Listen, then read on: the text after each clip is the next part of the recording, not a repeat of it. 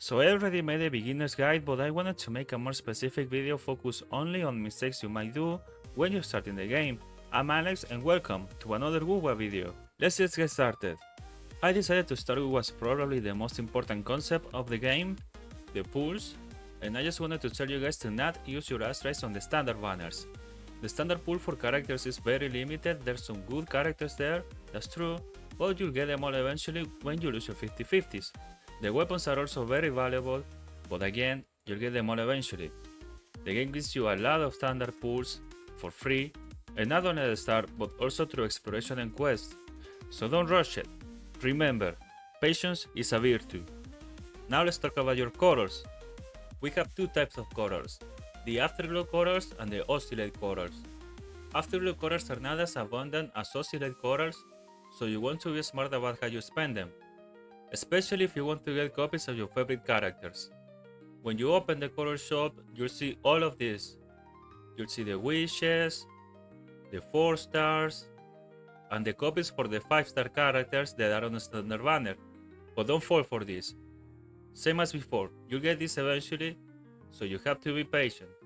What you want to get is the dupes for your favorite limited characters. You can buy up to 2 copies, and this doesn't reset on rerun banners. Therefore, this is where your colors are best spent. Most 5-star characters have really strong S1 and S2, so if you want to be smart, use the Afterglow colors only for the copies of the characters you like the most. Now for the Oscillate colors, this shop resets every time a new version comes out. At first you won't have many, so you should prioritize the limited character pools, and right after that the limited weapon pools.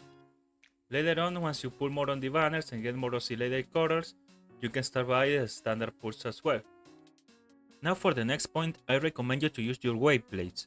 Many players ignore this early on, because they think that since the rewards aren't the best at low level, it's not worth spending them, but this is the wrong mindset.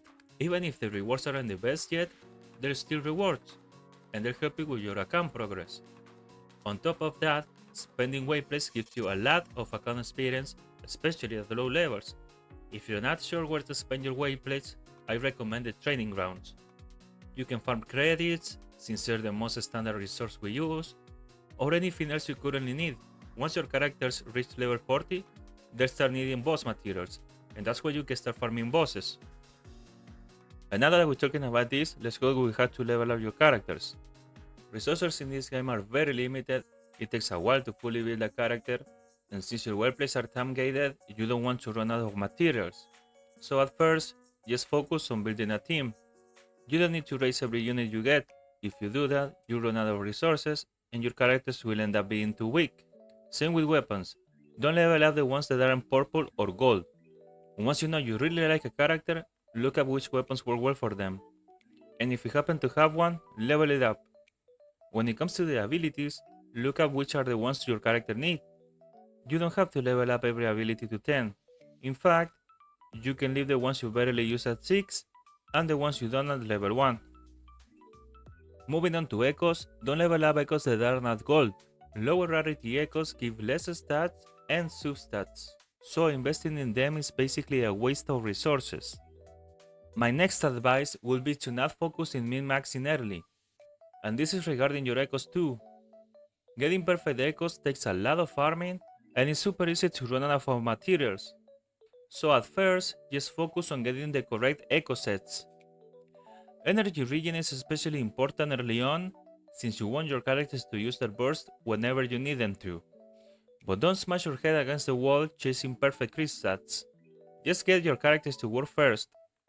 For example, if you're building Cartetia and people recommend around 70% crit rate, it's completely fine to see that 60% and move on to the next unit in the team.